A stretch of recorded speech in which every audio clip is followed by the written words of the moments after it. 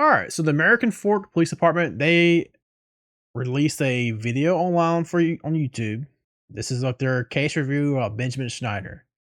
Now, the original video, if you know about it, the volume of it is so low you can barely hear what he's saying. So I didn't want to have to deal with that in post production, so I just downloaded the video, increased the audio, and I re-uploaded it on my channel. I'm gonna keep the video unlisted. If anybody wants to use this, or they're totally welcome to just copy my link in the URL. It's whatever. Hell, but let's watch this video and see. My name is Cameron Paul, and I am the Chief of Police for the American Fork Police Department. I'd like to address the members of our American Fork and Cedar Hills community regarding some videos currently circulating on social media that have been presented in a way that calls into question some of the actions of our department. These videos are affiliated with an influencer on YouTube and other social media platforms and stem from a dispute involving Legos that originates in the state of Oregon. In this message, we will be presenting 4 different cases and police responses from our police department, and will provide a detailed overview as to what happened and what our actions were. Dude, even with the audio change increase, it's like it literally feels like he actually is doing ASMR. It's actually fucking like I think they forgot to put the microphone on the actual podium, you know? On March 8th, 2026, an American Fork resident, Joshua Johnson, requested phone contact from the American Fork Police Department regarding a suspicious individual who had earlier arrived at his home. Officer Tonga with the American Fork Police Department contacted Mr. Johnson by phone. Mr. Johnson reported that earlier that same day, a suspicious male had been at his residence. He stated the male was wearing a baseball cap with a UPS logo taped onto it. Mr. Johnson also reported that a suspicious package had been left at the residence. He explained that what appeared suspicious was that the shipping label did not look legitimate. The package was later determined to contain rubber ducks. Mr. Johnson reported. All right, so I'm gonna give you a little bit insight on this right here. So Benjamin, he shouldn't have did this. I didn't know he did this actually, because I don't think it was actually in the video on this YouTube channel. You cannot disguise yourself or pose yourself as a UPS or like mailing business type of person. It is actually illegal, and it could be potentially ruled as a felony. He never should have done this. This says that that'd be a bad move on his part. I understand why he did it though. I mean, he's just, but yeah, the whole goal is to acquire the signature to do a little skit on the YouTube video. And Mel was an individual named Benjamin Schneider, who, according to Johnson, operates a YouTube channel. Mr. Johnson they could have used a way better that picture civil proceedings were occurring in Oregon, and stated that he believed Schneider was sending individuals to his home to harass him. While Officer Tonga was still on the phone with Mr. Johnson, Johnson reported that 2 females had exited a vehicle and were walking toward his property. He also reported that a male driver remained inside the vehicle. Officers Tonga and Richardson responded to the area. Officer Tonga contacted the driver, who identified himself as Benjamin Adams. Although Adams initially stated he was there for unrelated reasons, he later admitted he had been filming Mr. Johnson while Johnson was walking around the exterior of his residence. This is when Adams they did told the drug Officer Tonga tests, that right? an individual named Benjamin Schneider Or the had flown into Utah on DUI March test. 7th, 2026, and had contacted Adams requesting assistance with filming, for which Adams would be compensated by Schneider. Adams reported that Schneider had left prior to officers' arrival and stated Schneider was driving a dark-colored Hyundai passenger car. No? Officer Tonga issued Adams a trespass warning at Mr. Johnson's request and instructed him not to return to Mr. Johnson's residence. At approximately the same time, Officer Richardson arrived in the area and located a dark-colored Hyundai vehicle. Richardson initiated a traffic stop on the vehicle for failing to stop before the stop line at a stop sign. Okay, and this is failing to stop completely at that stop sign. Dude, it's so fucked here Richardson because contacted the driver, who identified himself as Tyler Shaw. so he 100% lying right here. Well, the way he words is like, the officer says, but if you go back and watch the original video, they came to a complete stop. They're really using this as a false pretense to do a false traffic stop on these guys. He did come to a complete stop, but here he's saying they didn't. A rear passenger also identified himself as Benjamin Schneider. Okay. When Officer Tonga arrived at the scene of the traffic stop, he spoke with Schneider, who stated he was in Utah filming a series regarding civil proceedings originating out of Oregon. Both individuals denied any involvement in delivering the package. At that point, Officer Tonga determined that Adams, Shaw, and Schneider did not appear to have committed any violations of Utah's criminal code. Okay. Officer Tonga advised Shaw and Schneider that they were trespassed from Mr. Johnson's property and could not return. Both individuals acknowledged the trespass warning and were released. On March 9th, 2026, Joshua Johnson again contacted our department to report that a male was at his front door ringing the doorbell and knocking. Mr. Johnson reported the male claimed to be part of a YouTube initiative, and Mr. Johnson stated that the male was harassing him. Johnson also reported that the male had pounded on the door, opened the screen door, attempted to open the front door, and had looked through some of the windows to the residence. Officer Hawkins with the American Fork Police Department responded and contacted the male, who identified himself as Christian Morgan. Okay. Morgan told Officer Hawkins he was attempting to help his friend Benjamin Schneider contact Mr. Johnson regarding a dispute involving a business known as Bricks and Minifigs. Okay, so if anybody doesn't know, they're referring to the kid that Benjamin got. It's supposedly supposed to be a Mormon at a particular church or ward or whatever you would call it. Supposedly Benjamin paid this kid to make up some stuff and to go to talk to him about, hey, look, you're a Mormon. Why are you swearing on the God? That kind of thing. So that's what this is what this event's alluded to right here. And some alleged money that was owed. Officer Hawkins asked Morgan how he became involved. Morgan stated that Schneider had posted on Instagram indicating he was coming to Utah and needed assistance from locals to get around town. Morgan offered to help and explained that at one point while he was in the vehicle with Schneider, Schneider requested help contacting Mr. Johnson. Morgan told Officer Hawkins that Schneider was likely nearby in a church parking lot. Officer Hawkins determined that Morgan had falsely represented himself to Mr. Johnson through his doorbell camera as belonging to a nearby church congregation that did not exist. Morgan had also told Mr. Johnson that he had been sent by Johnson's church leader. Morgan acknowledged to Officer Hawkins that these statements were false and that he had made them at the direction of Mr. Schneider. Officer Hawkins issued Morgan a trespass warning and instructed him not to return to the residence. This is as Officer Hawkins prepared. This is where he definitely missed about. I mean, I understand why Snyder's doing this, but he should not have been paying, because this is just give them more fuel to the fire. They could potentially say, all right, you're actually paying people to harass or annoy me now. Just don't do this kind of shit. Really don't. He observed Morgan walking toward a Hyundai passenger Had it been an actual legit Mormon by several that didn't get paid, then yeah, this actually would have been fine, I think. Schneider may have been inside of the vehicle and intended to contact him as part of the investigation. Officer Hawkins initiated a traffic stop on the vehicle. Okay, yeah. As this occurred, Morgan turned away from the vehicle and ran away from officers. Officers did not pursue Morgan because he had not committed a crime, and Morgan was not observed again by our officers. Officer Hawkins discovered the vehicle was occupied by Tyler Shaw and Benjamin Schneider, both of whom had been trespassed from Mr. Johnson's residence. This is because of what the kid did and all that. I think this is what they actually used to give him a stalking charge. They arrested him for, I believe. As Officer Hawkins spoke with Shaw and Schneider, they initially denied sending Morgan to the residence. Later in this conversation, Schneider admitted they had indeed sent Morgan and another unidentified individual to attempt to contact Mr. Johnson because, according to Schneider, their civil case could not proceed without an attempt at verbal reconciliation.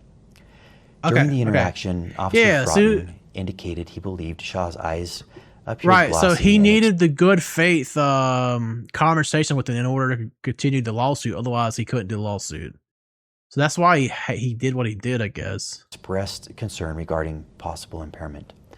Officer Hawkins asked Shaw. This is so fucked because They're it's all your eyes look a little glassy. Okay, do the check. You remember that one case with that one this is fucking really fat cop, and this kid gets hit because somebody backs out into his car, but the cop thinks the person who got hit is under the influence because he left to go buy a fucking energy drink, and he came right back to the scene of the crime. That wasn't his fault. The cop does a sobriety drug test check on him. He passes it. He blows a 0 and still gets sent to fucking jail because the officer still claims he's under the influence. So fucking stupid. To participate in field sobriety testing to ensure he was safe to drive. Shaw agreed. Field sobriety tests were conducted and no signs of impairment were observed. During this same time, while Officer Hawkins was conducting his investigation, Officer Fraughton used his police service dog to conduct an open-air sniff around the vehicle.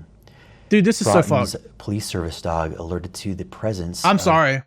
Service dogs should be banned. I mean, look, they're great for tracking down criminals and shit, but use a service dog when it is used to sniff a car to smell like weed or any kind of paraphernalia, it should not be allowed. These dogs generate so many fucking false positives. It is actually insane. And the entire reason why it's good for the cops that they get a false positive, the trainer can instantly cause that dog to generate a false positive that gives them all they need for probable cause to search the vehicle, even though there's actual no fucking proof of there being any kind of crime in there or paraphernalia in the vehicle. It's so stupid. It's so stupid.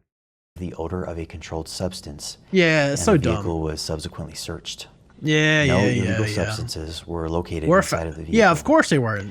At one point during a conversation, Snyder admitted to Officer Hawkins that he and Shaw had actually delivered a package of ducks to Mr. Johnson's residence with the intent to have Mr. Johnson sign a fake delivery confirmation on Snyder's phone so that Snyder could later use that signature to create a forged contract claiming Snyder could not be trespassed from the property for 5 years. Snyder indicated he did not believe there was anything wrong with this. There's no way he said and specifically. Believed that there was nothing wrong with his posing as a UPS delivery driver.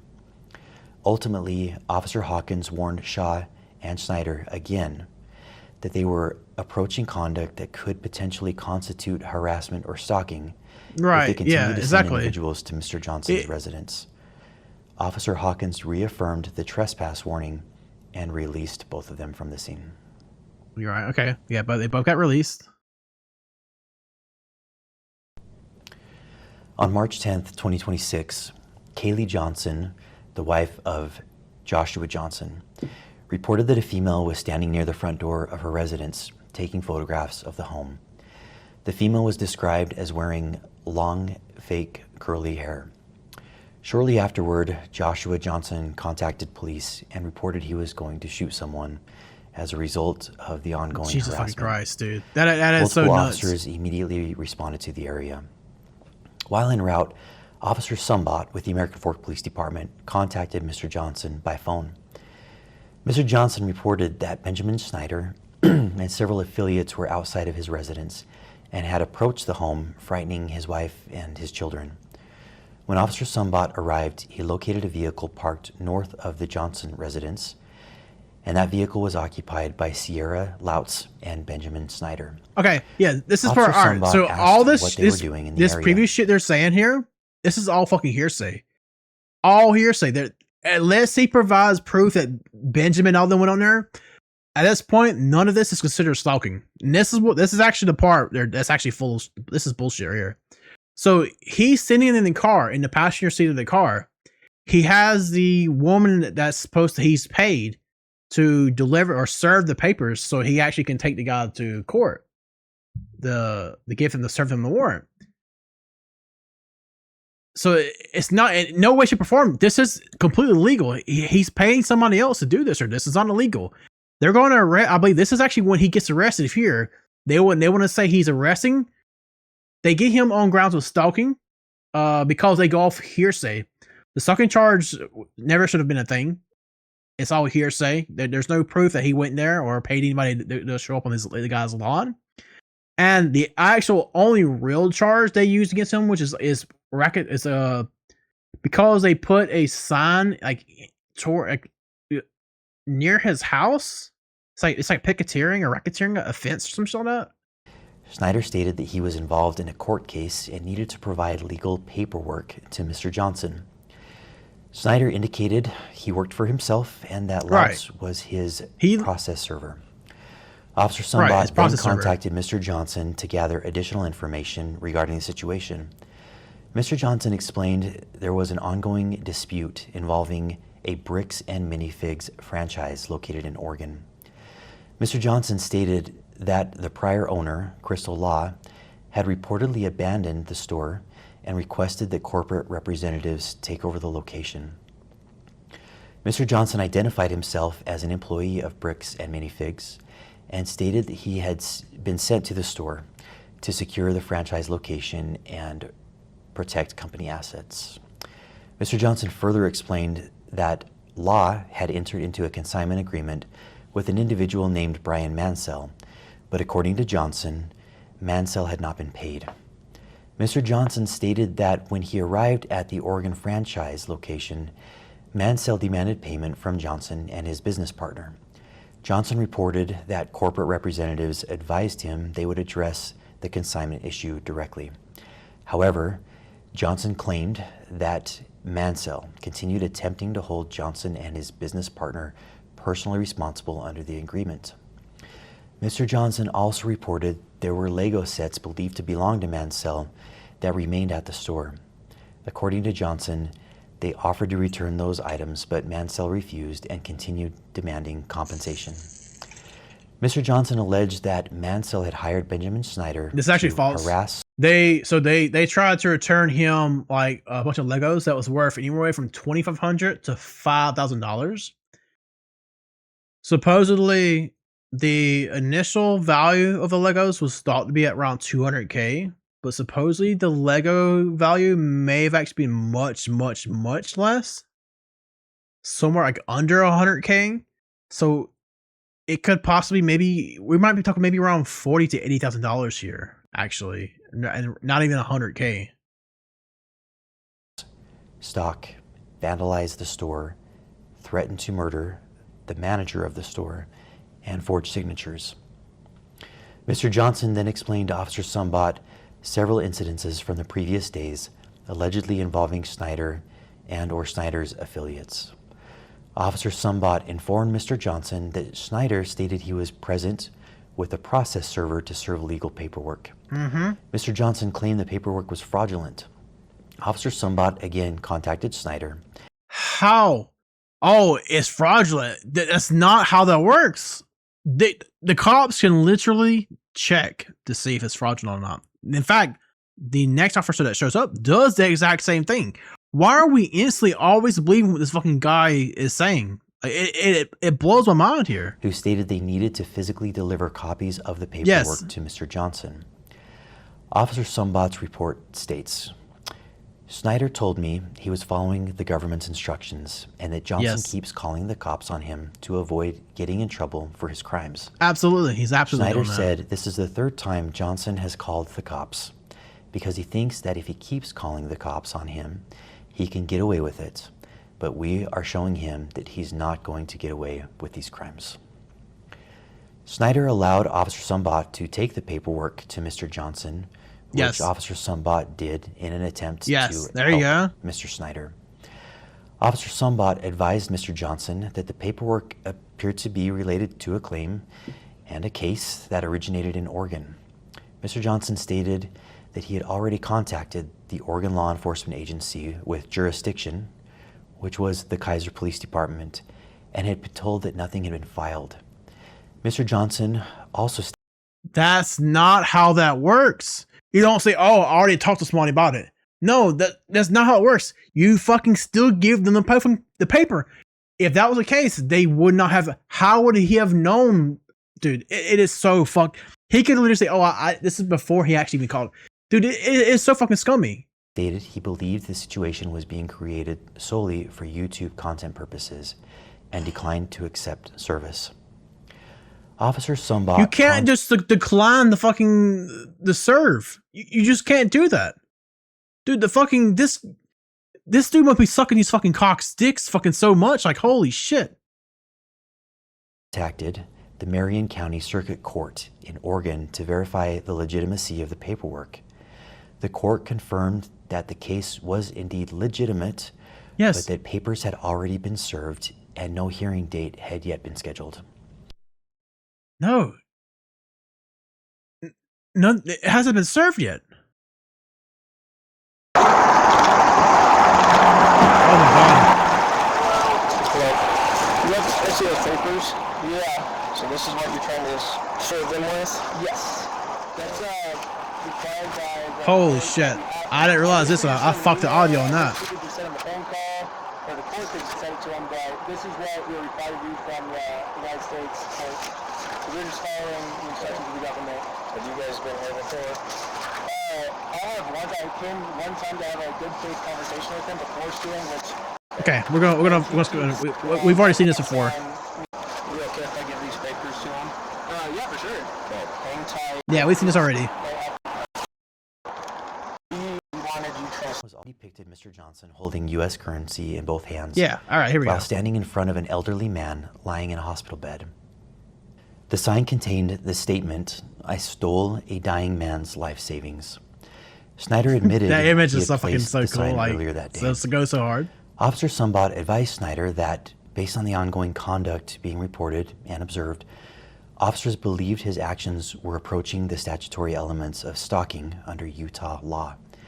Specifically, officers expressed concern regarding repeated appearances at the residence, directing multiple individuals to contact the family, photographing the home, and placing objects and signs at the property.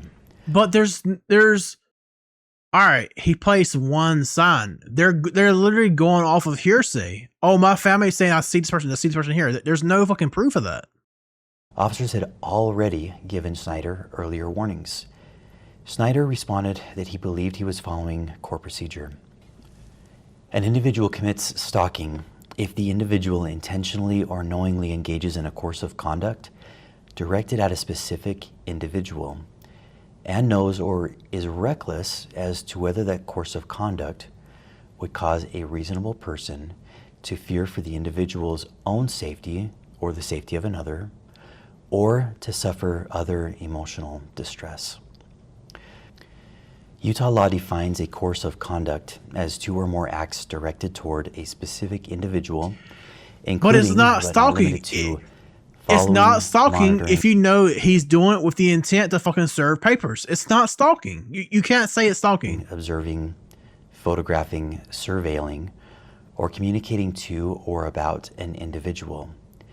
It also Jesus includes Christ. approaching or confronting an individual, appearing at an individual's residence, contacting an individual's neighbors, delivering or placing objects on an individual's property, and using electronic communication or third parties to engage in such conduct.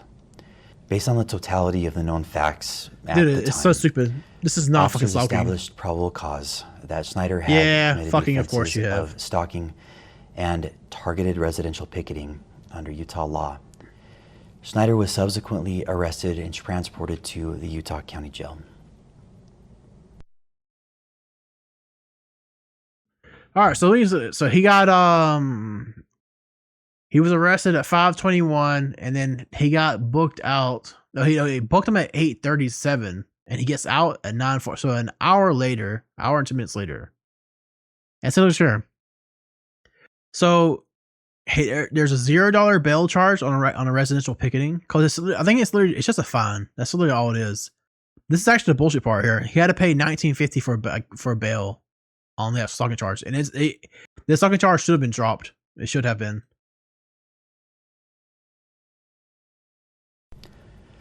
On March 11th, 2026, Joshua Johnson again contacted the American Fork Police Department to report that Benjamin Snyder and several affiliates were again in the area.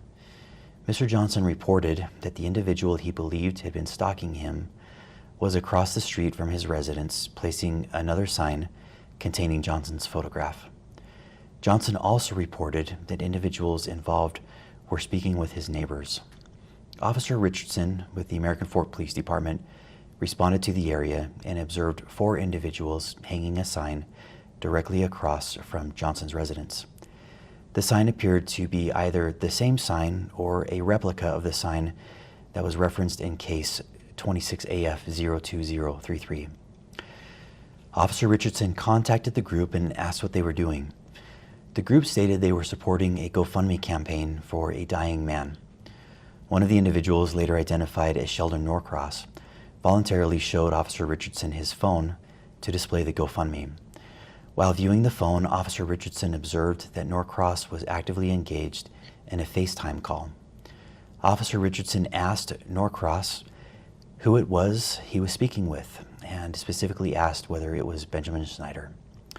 Norcross confirmed Snyder was on the FaceTime call.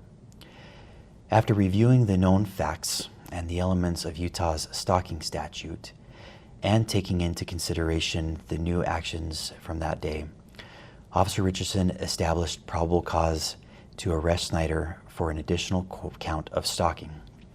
Specifically, Richardson believed Snyder was coordinating conduct through third parties that constituted a continued course of conduct. So fucking under stupid. the That, statute it he is so reviewed. dumb.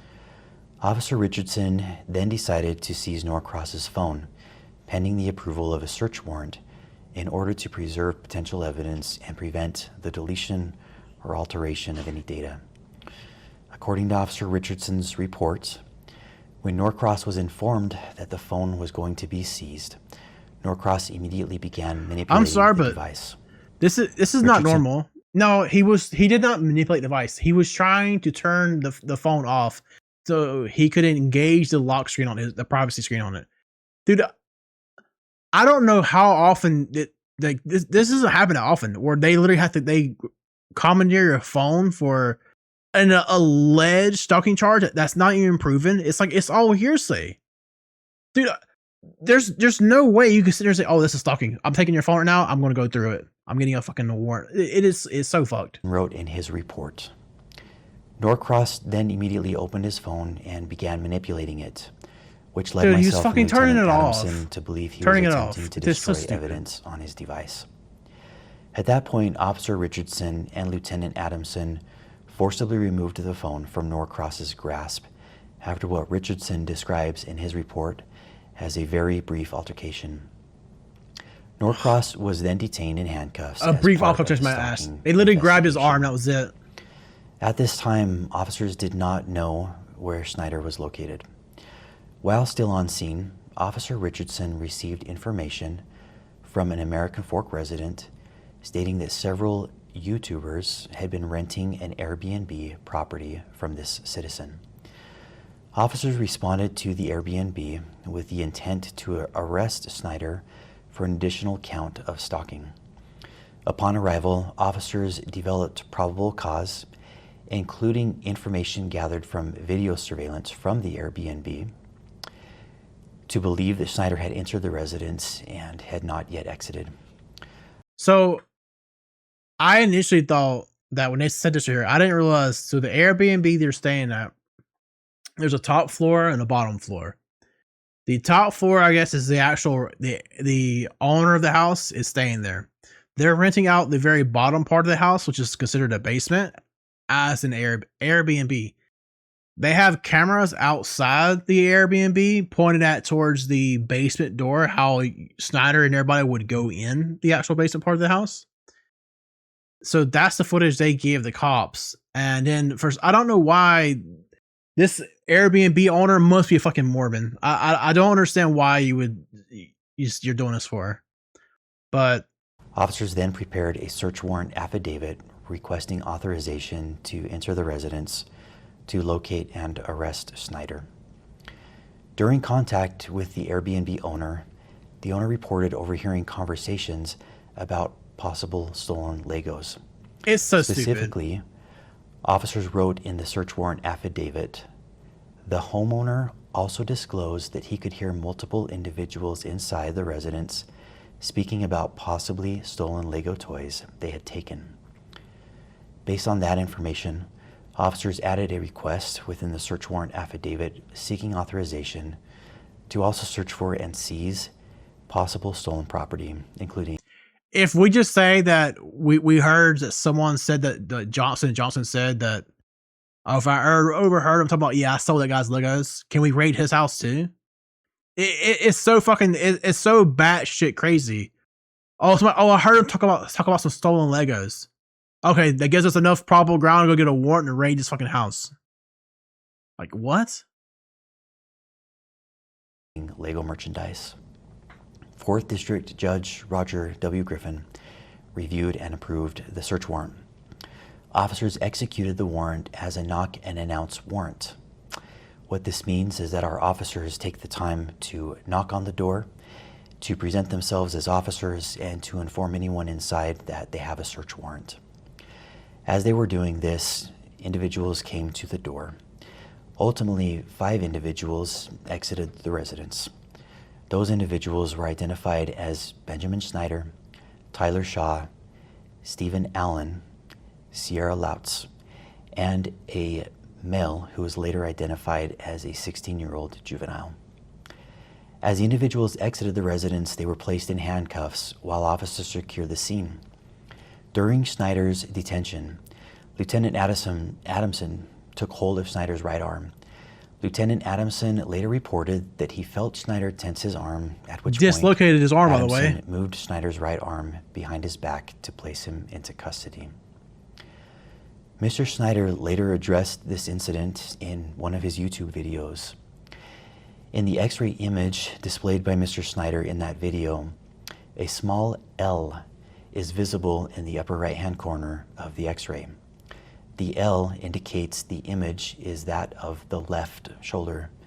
The video shows Lieutenant Adamson handling Schneider's right arm during the arrest. Additionally, officers documented no complaints of arm or shoulder pain by Mr. Schneider. Are you fucking retarded?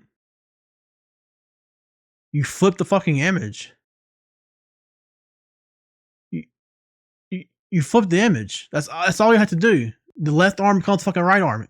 You flipped the fucking image. Are you retarded? During his detention, transport, or booking process at the jail. All 5 individuals were transported to the American Fork Police Department. Due to limited interview room availability, the individuals were placed in a combination of interview rooms and holding cells while interviews were conducted. The juvenile male was also immediately released to his parents upon arrival at the police department. The 4 adult individuals agreed to interviews with Detective Nicosia.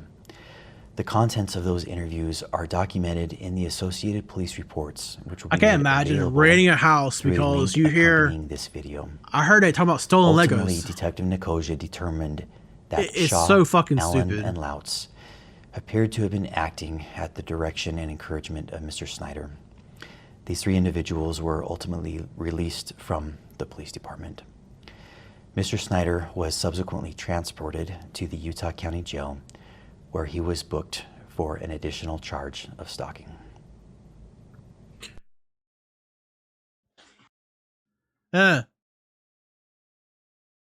Charles Griffin. From my understanding, originally this was a no bond.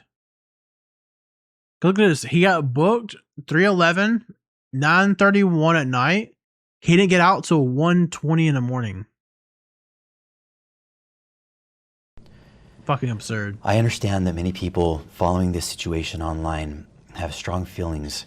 Yeah, you're fucking taking the guy's side on the dispute out of Oregon and allegations that individuals may have lost significant amounts of money.